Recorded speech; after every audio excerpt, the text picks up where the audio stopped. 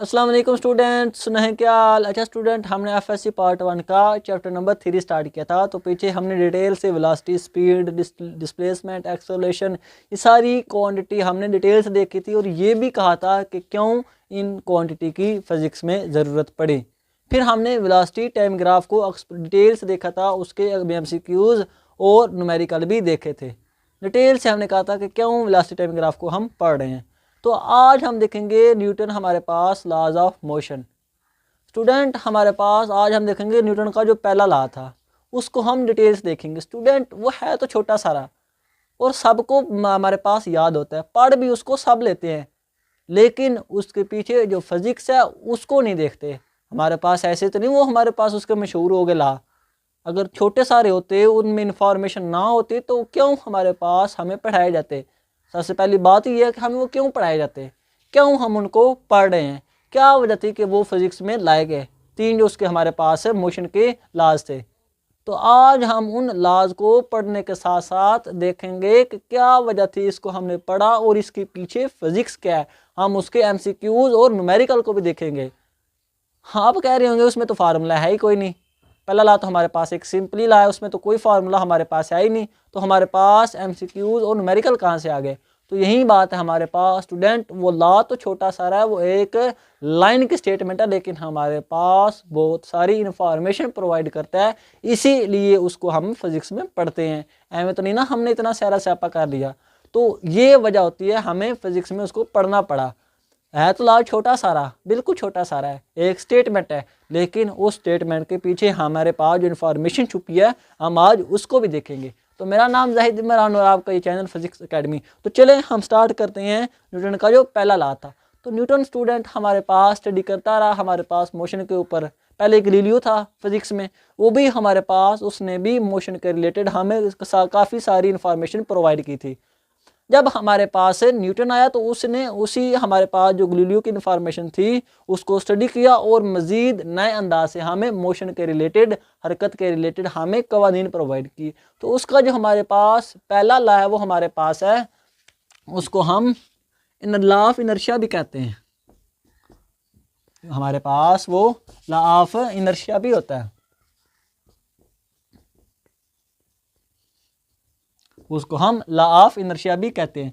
अब तो सबसे पहले तो हम उसकी स्टेटमेंट देखते हैं कि असल में लॉ ऑफ इनर्शिया, न्यूटन का जो पहला लॉ था उसकी स्टेटमेंट क्या है, क्या वो कहता है। तो स्टूडेंट, वो हमारे पास ये कहता है कि अगर कोई बॉडी रेस्ट में है तो वो रेस्ट में रहेगी, और अगर कोई बॉडी हमारे पास मोशन में है तो वो मोशन में रहेगी, जब तक हम उसके ऊपर कोई एक्सटर्नल फोर्स अप्लाई नहीं करेंगे, जब तक हम उसको मजबूर नहीं करेंगे, जब तक हम उसके साथ ज़बरदस्ती नहीं करेंगे।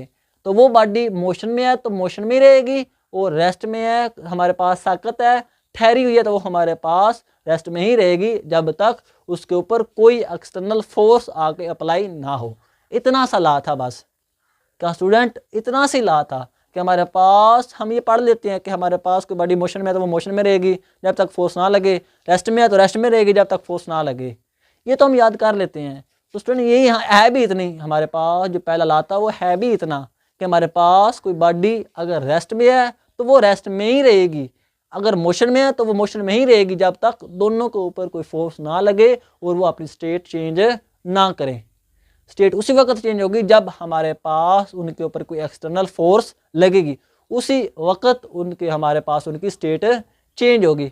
अब ये हमारे पास जो अपोजिशन थी उस फोर्स की, हमारे पास जो बॉडी अपोजिशन प्रोवाइड कर रही थी अपनी स्टेट को चेंज करने के लिए, ज़ाहिर बात है वो हमारे पास सो रही है तो वो चाहती है मैं सो ही रहूँ, सारी ज़िंदगी सोई रहूँ जब तक कोई उसको आकर उठाए ना, और अगर वो जाग रही है तो वो कहती है मैं सारी ज़िंदगी जागती रहूँ, मुझे जब तक कोई सुलाए ना। ये था न्यूटन का पहला लॉ। अब हमारे पास जो वो बॉडी अपोजिशन प्रोवाइड कर रही है अपनी नेचर को चेंज होने में, अपनी स्टेट को चेंज होने में, उसको हम इनर्शिया कहते हैं। इसलिए तो हमने कहा कि हमारे पास लॉ ऑफ इनर्शिया भी कहलाता है। वो बॉडी जिसने हमारे पास अपोजिशन प्रोवाइड की अपनी स्टेट को चेंज होने में, उस अपोजिशन का नाम हमारे पास इनर्शिया है। इनर्शिया। स्टूडेंट हमारे पास कंफ्यूज नहीं होना, कोई ये ऐसी वैसी बला चीज़ नहीं है। सिंपली उस बॉडी ने जो अपोजिशन प्रोवाइड की अपनी स्टेट चेंज होने में, उस हमारे पास अपोजिशन का नाम हमने इनर्शिया रख दिया। और ये हमारे पास मैस के डायरेक्टली प्रोपोर्शन होती है, या कह लें कि मैस के ऊपर डिपेंड करती है। हमारे पास जितना ज़्यादा मैस होगा बॉडी का, उतनी ज़्यादा फोर्स लगानी पड़ेगी उसको मोशन में लाने के लिए, या उतनी ज़्यादा फोर्स लगानी पड़ेगी उसको रोकने के लिए। अगर ये हमारे पास एक kg का बंदा है और ये हमारे पास एक 5 kg का बंदा है, तो इसको अगर हमने मोशन में लाना है तो हमें फोर्स थोड़ी कम लगानी पड़ेगी बनिस्बत इसके ऊपर हमें ज़्यादा फोर्स लगानी पड़ेगी इसको हरकत देने के लिए। और अगर ये दोनों मूव कर रहे हैं तो इसको रोकने के लिए हमें थोड़ी कम फोर्स चाहिए, और इसको रोकने के लिए हमें बहुत ज़्यादा फोर्स चाहिए। तो क्यों ज़्यादा फोर्स चाहिए? क्योंकि इसका मैस ज़्यादा था। जब हमारे पास मैस ज़्यादा तो इसकी अपोजिशन भी ज़्यादा, जब अपोजिशन ज़्यादा तभी हमने ज़्यादा फोर्स लगाई इसको रोकने के लिए। तो इनर्शिया मैस के ऊपर डिपेंड करता है। हमारे पास जितना ज़्यादा मैस उतना ज़्यादा उस बॉडी का इनर्शिया। हमारे पास ये था न्यूटन का पहला लॉ।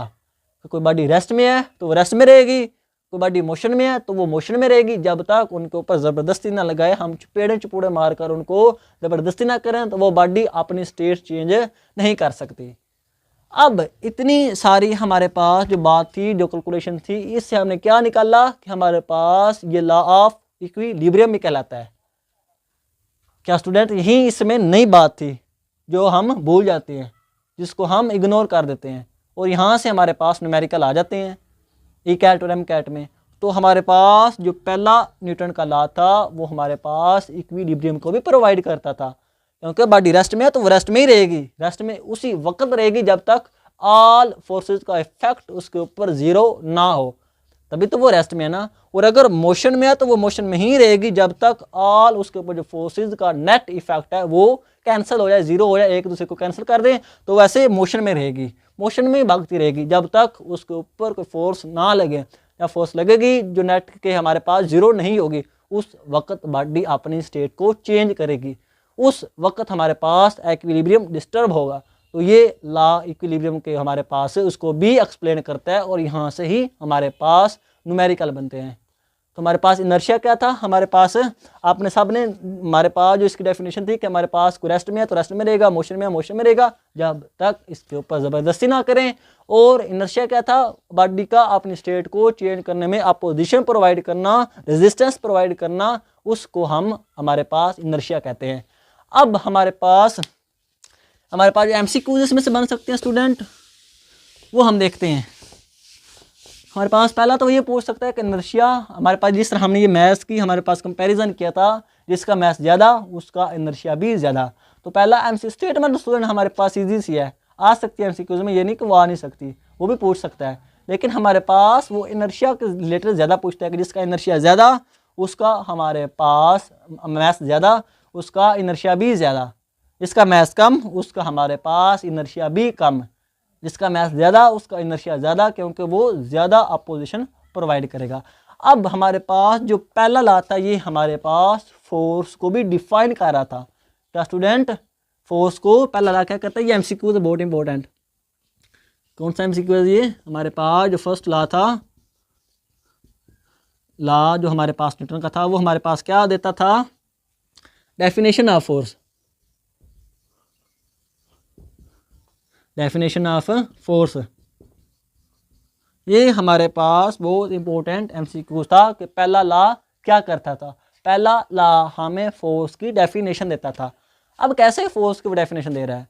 क्योंकि स्टूडेंट हमारे पास वो फोर्स की डेफिनेशन इसलिए दे रहा है कि वो हमें बता रहा है कि बॉडी रेस्ट में है तो वो रेस्ट में ही रहेगी जब तक फोर्स उसके ऊपर अप्लाई ना हो। बॉडी मूव कर रही है तो वो मूव ही करती रहेगी जब तक उसके ऊपर फोर्स ना लगे।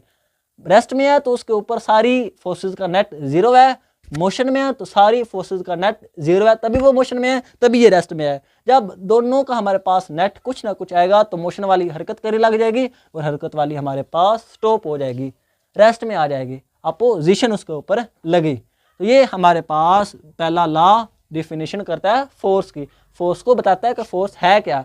फोर्स हमारे पास स्टेट को चेंज करती है। यही बात है, फोर्स हमारे पास क्या करती है, बॉडी की स्टेट को चेंज कर देती है। पहला लॉ डिफाइन करता है। अब हम देखते हैं न्यूमेरिकल। हाँ स्टूडेंट, फार्मूला नहीं पढ़ा लेकिन न्यूमेरिकल इसमें आते हैं, क्योंकि हमने कहा कि हमारे पास ये लॉ ऑफ इक्विलिब्रियम भी था। हमारे पास ये इक्विलिब्रियम को डिफाइन करता था कि हमारे पास एफ नेट क्या है, ज़ीरो है। अगर बॉडी रेस्ट में है तो वो रेस्ट में उसी वक्त रहेगी जब उसके ऊपर तमाम फोर्सेस का इफेक्ट ज़ीरो है, कोई फोर्स ना लग रही हो। मोशन में है तो नेट फोर्स का इफेक्ट ज़ीरो है, कोई फोर्स ना लग रही हो, तभी वो हमारे पास बॉडी रेस्ट में रहेगी या वो मोशन में करेगी। इसलिए इसको हम लॉ ऑफ इक्विलिब्रियम भी कहते हैं। अब इसी छोटी सारी हमारे पास इंफॉर्मेशन से जिसको हम मिस कर जाते हैं, जिसको हम छोड़ जाते हैं, इसी से हमारे पास वही कैट और एम कैट में न्यूमेरिकल पूछ लेते हैं। अब देखते हैं कि हमारे पास कैसे इतनी छोटी सारी इंफॉर्मेशन से न्यूमेरिकल पूछता है। तो हमारे पास वो कहता है कि एक हमारे पास ये स्पोर्ट है और हमारे पास ये एक ब्लॉक है और इसका हमारे पास मैस कितना है बॉडी का, 2√। ये इस बॉडी का मैस है 2√kg, इसका जो मैस है। अब ये बॉडी हमारे पास ऐसे, इसको हमने रस्सी से बांधा हुआ है, ऐसे लाइन टेरी बन गई है स्टूडेंट। ये हमारे पास ऐसे हमने रस्सी से बांधा हुआ है, एक ये है, एक हमारे पास ये है। अब ये हमारे पास इक्विलिब्रियम में है, आगे ना बात स्टूडेंट, वो इक्विलिब्रियम में, क्योंकि इसके ऊपर तमाम फोर्सेस का इफेक्ट ज़ीरो है। ये ऐसे हमने इसको ऐसे बांध के रखा हुआ है स्टूडेंट। अगर ये हमारे पास बॉडी है ना 200 kg की, तो एक हमारे पास लाइन ये है हमारे पास, और दूसरी हमारे पास लाइनें ये वाली बनेगी हमारे पास, ये वाली ऐसे ऐसे है बिल्कुल स्टूडेंट। और हमारे पास ऐसे एक सपोर्ट है और इस सपोर्ट के ऊपर हमने इन दोनों रस्सियों को बांधा हुआ है और ये हमारे पास बॉडी ऐसे रेस्ट में पड़ी हुई है, इक्विलिब्रियम में है। और इक्विलिब्रियम में क्यों है, क्योंकि उसके ऊपर तमाम फोर्सेस का इफेक्ट ज़ीरो है। वहीं हमारे पास लॉ ऑफ इनर्शिया आ गया, न्यूटन का पहला लॉ आ गया। अब हमारे पास ज़ाहिर बात है अब इसमें टेंशन भी होगा। हमारे पास ये नीचे लटक रही है ना रस्सियों के ज़रिए, ऐसे हमने कहा कि ऐसे हमारे पास रस्सियों के ज़रिए नीचे लटक रही है, तो हमारे पास ये नीचे लटक रही है और टेंशन हमारे पास ऊपर की डायरेक्शन में होगा, हमारे पास वो मैस के अपोजिट डायरेक्शन में होता है। तो टेंशन अब बॉडी में ये है, ये हमारे पास T1 है और इस बॉडी में जो टेंशन है ऊपर के डायरेक्शन में वो हमारे पास है T2। और ये वाला वो एंगल बना रहा है हमारे पास 60 का और ये वाला वो एंगल बना रहा है इसके साथ 30 का। अगर ये हम वाई एक्सिस लें, ये वाई एक्सिस है, ये हमारे पास एक्स एक्सिस है, तो हमारे पास ये 60 का एंगल बनाती है और ये हमारे पास एक्स के साथ 30 का एंगल बना लेती है। अब इतनी सारी इन्फॉर्मेशन देकर वो पूछता है कि बताओ टेंशन क्या है, हमारे पास इस बॉडी को कितनी टेंशन है। T1 वो पूछ रहे हैं और हमारे पास T2 वो पूछ रहा है। तो हमारे पास T1 और T2 क्या होगी, जो कि उस बॉडी को ऐसे ठहराए हुए हैं, इक्विलिब्रियम में रखे हुए हैं। अब हमने निकालनी है टेंशन। तो हमने कहा था कि पहला लॉ क्या है, लॉ ऑफ इक्विलिब्रियम। तो हम वहीं हमारे पास कंसेप्ट यूज करेंगे कि लॉ ऑफ इक्विलिब्रियम में क्या होता है, बॉडी रेस्ट में होती है तो वो रेस्ट में रहती है क्योंकि उसके ऊपर ऑल फोर्सेस का इफेक्ट ज़ीरो होता है। बिल्कुल इसी तरह इस बॉडी के ऊपर भी ऑल फोर्सेस का इफेक्ट ज़ीरो होगा। ये हमारे पास ज़ाहिर बात है नीचे भी तो लग रही है ना फोर्स, ऐसे ग्रेविटी की, जो कि हमारे पास 2√g है, वो नीचे भी लग रही है ना, ऊपर भी लग रही है, इधर भी लगेगी, इधर भी लगेगी, लेकिन और फोर्सेज एक दूसरे को कैंसिल कर रहे हैं एक दूसरे को, तो हमारे पास नेट रिजल्ट ज़ीरो आएगा, तभी बॉडी इक्विलिब्रियम में है। तो अब हम इसकी फ्री बॉडी डायग्राम बना लेते हैं, जिसके ऊपर हम देखेंगे कि वो बॉडी की हमारे पास उसके ऊपर ऑल नेट फोर्सेज ज़ीरो होंगे। तो हमारे पास ये बॉडी हम ले लेते हैं, ये बॉडी। अब नीचे की तरफ जो हमारे पास फोर्स लग रही है वो क्या है, ग्रेविटी की, जो कि हमारे पास ये होती है ना वेट, ये हमारे पास mg होता है और ये हमारे पास एक फोर्स ही होती है। हमारे पास ये m2 था और g हमारे पास ऐसे ही आ गया, ये आ गई फोर्स स्टूडेंट हमारे पास नीचे, हमारे पास क्या आ गई, ये फोर्स आ गई नीचे। अब हमारे पास इसको कैंसिल करने के लिए ऊपर भी होनी चाहिए, ज़ाहिर बात, तभी तो हमारे पास बॉडी इक्विलिब्रियम में है, रेस्ट में है।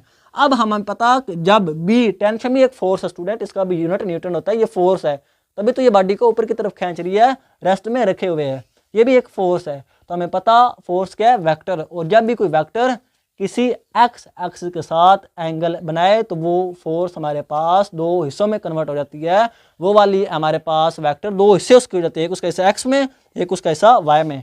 अगर वैसे लग रही है ना एक्स के साथ, तो उसके दो हिस्से हो जाएंगे, एक उसका हिस्सा एक्स में और दूसरा हमारे पास उसका हिस्सा वाई में चला जाएगा। अब हमने ये दूसरे चैप्टर में हमने डिटेल से देखा था कि हमारे पास रेक्टेंगुलर कंपोनेंट ऑफ वेक्टर कैसे होते हैं। ये आप स्टूडेंट अगर आपको कन्फ्यूजन हो रही तो आप वो वीडियो को देख सकते हैं। कैसे वेक्टर जब हमारे पास एक्स के साथ एंगल बनाता है तो वो उसको दो हिस्से होते हैं, एक उसका एक्स में और एक उसका वाई में। अब हमारे पास जाहिर बात है टेंशन के भी दो हिस्से होंगे, और एक्स वाला हमारे पास क्या होता है T1 cos 60 हमारे पास होगा। जाहिर बात है स्टूडेंट हमारे पास ये T1 cos 60 इधर होगा, और इधर हमारे पास वाई वाला क्या होता है T1 हमारे पास sin 60।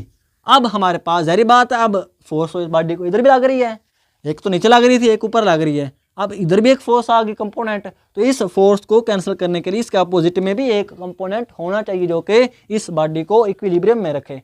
तो ये वाला जो हमारे पास अब इस ये भी तो फोर्स है, इस ये भी हमारे पास एक्स के साथ एंगल बना रही है, तो इसके भी दो हिस्से हो जाएंगे। अब हमारे पास इसका जो एक्स में हिस्सा होगा वो हमारे पास होगा T2 cos 30, और हमारे पास इस हमारे पास वेक्टर का जो वाई में हिस्सा होगा वो हमारे पास होगा T2 sin 30। तो स्टूडेंट हमारे पास ये फोर्स आपस में कैंसिल कर रही हैं, और ये दोनों का फोर्स का कम्बिनेशन इस 2√g को आपस में कैंसिल कर रहा है, और ये बॉडी हमारे पास इधर ही रेस्ट में ठहरी हुई है। इतनी सारी इंफॉर्मेशन से अब हम निकालेंगे T1 और T2 बॉडी को कितनी टेंशन है, कितनी उस बॉडी को टेंशन हो रही है। अब हम कैसे निकालते हैं, हमने कहा कि हमारे पास स्टूडेंट हमारे पास ये दोनों आपस में कैंसिल कर रही हैं, हमारे पास ये दोनों आपस में कैंसिल कर रही हैं। तो हम सबसे पहले इनको लिखते हैं, ये हमारे पास आपस में कैंसिल कर रही हैं, तो ज़ाहिर बात है ये दोनों इक्वल होंगी। हमारे पास T1 cos 60 किसके इक्वल है T2, हमारे पास T2 cos 30 के। तो हमारे पास cos 60 हमारे पास होता है 1/2, और हमारे पास ये हमारे पास जो T2 है ये हमारे पास किसके इक्वल होगा cos 30 हमारे पास होता है 3/√2। ये हमारे पास T1 और हमारे पास T2 बराबर आ जाते हैं। 2 से गया तो हमारे पास ये T1 कितना आ गया, T1 हमारे पास कितना आ गया 3/√T2। ये हमारे पास जब पहली हमने इक्वेशन को बराबर रखा दोनों को, तो हमारे पास T1 T√T2 की जगह हमारे पास आ गया। T1 हमारे पास T2 से ज़्यादा होगा, ये वाला हमारे पास T2 से ज़्यादा होगा, क्योंकि हमें ये इक्वेशन में दिख रहा है।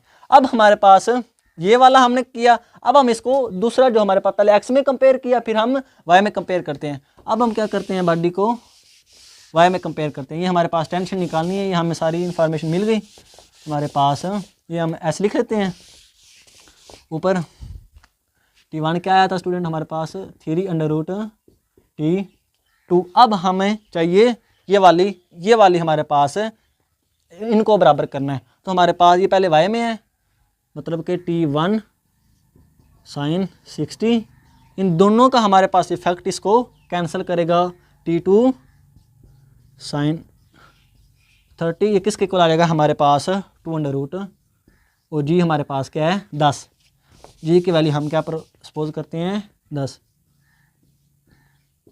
अब हमारे पास sin 60 हमारे पास हो जाएगा, ये हमारे पास 3/√2 हो जाएगा, ये हमारे पास T2 ऐसे ही आ गया, ये हमारे पास 1/2 हो जाएगा।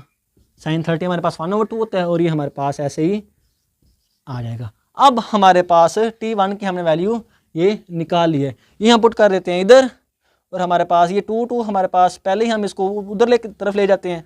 तो हमारे पास ये जब हम एलसीएम लेंगे ना स्टूडेंट, हमारे पास T1 3/√, प्लस T2 ऐसे ही आ जाएगा, और 2 हमारे पास एलसीएम होगा, ये हमारे पास उधर चला जाएगा, तो पीछे बचेगा T1 3/√, प्लस T2, नीचे जो 2 हमारे पास आया था वो अब चला गया दूसरी तरफ, हमारे पास क्या बन जाएगा 20 और 2 का √।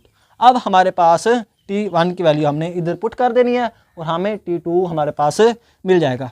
अब हमने क्या करना, T1 की वैल्यू इधर पुट करनी है।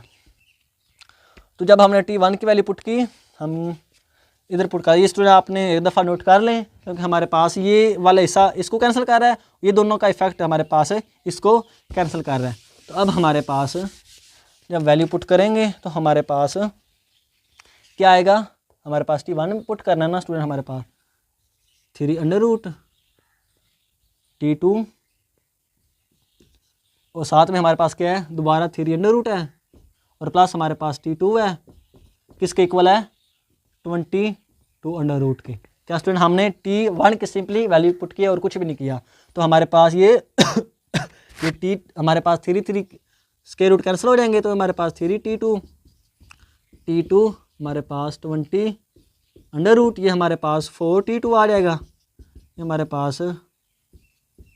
ये हमारे पास इधर आकर डिवाइड हो जाएगा, तो T2 हमारे पास फाइनली क्या आएगा, ये हमारे पास 5 का 2 के साथ √ आ जाएगा, क्योंकि 4 5 20 होता है। ये हमारे पास 4 5 20 हो गया। तो हमारे पास फाइनली T2 की वैल्यू क्या आ गई, जो कि इस टेंशन की वैल्यू थी जिसने इस बॉडी को इक्विलिब्रियम में रखे हुआ था, उसकी वैल्यू हमारे पास आ गई 5 का √ अब हम निकालते हैं हमारे पास ये वाला, ये हमारे पास फार्मूला पता है हमें, इसमें पुट कर देते हैं तो हमारे पास T1 मिल जाएगा। तो हमारे पास T1 कितना आएगा, हमने ये T2 की वैल्यू पुट करनी है, 3 ऐसे आ जाएगा। हमारे पास साथ में T2 कितना है, 5 2 √ तो हमारे पास ये क्या आ जाएगा, T1 = 5 2 √ और साथ में 3 √ तो ये थी हमारे पास टेंशन T1 की वाली, जो कि हमारे पास इस बॉडी को रखे हुए है इक्विलिब्रियम में। तो स्टूडेंट इसी तरह के हमारे पास न्यूमेरिकल पूछे जाते हैं, सिंपली वो नहीं देगा। अब सिंपली तो नहीं ना आएंगे, हमने तो बस ये रट्टा मारा हुआ था कि हमारे पास न्यूटन का पहला लॉ क्या है, बॉडी रेस्ट में है तो वो रेस्ट में रहेगी, मूव कर रही है तो मूव कर रही है, आपके ऊपर उसके ऊपर कोई फोर्स ना लगे। लेकिन इतनी छोटी सारी इन्फॉर्मेशन से ये भी पता चला कि हमारे पास उस बॉडी के ऊपर नेट फोर्स 0 होगी, तभी तो वो रेस्ट में है। और इस इक्वेशन से हमें जब नेट 0 हुआ तो वो इक्विलिब्रियम की इक्वेशन बनी, और इस इक्वेशन से हमारे पास वो इतने सारे न्यूमेरिकल पूछ सकता है। तो ये था न्यूटन का पहला लॉ, कुछ सिंपली सा लॉ नहीं था, फिजिक्स वाला लॉ था, तभी तो वो फिजिक्स में आया। इसकी इंपॉर्टेंस थी, ये हमें इक्विलिब्रियम के बारे में बताता है, तभी हमने इसको इतना स्यापा किया, इसको पढ़ा। तो ये था हमारे पास न्यूटन का पहला लॉ। तो आई होप आपके सारे कंसेप्ट क्लियर हो गए हैं। आज के लिए इतना ही, इंशाल्लाह मिलेंगे अगली वीडियो में। ओके, अल्लाह हाफिज़।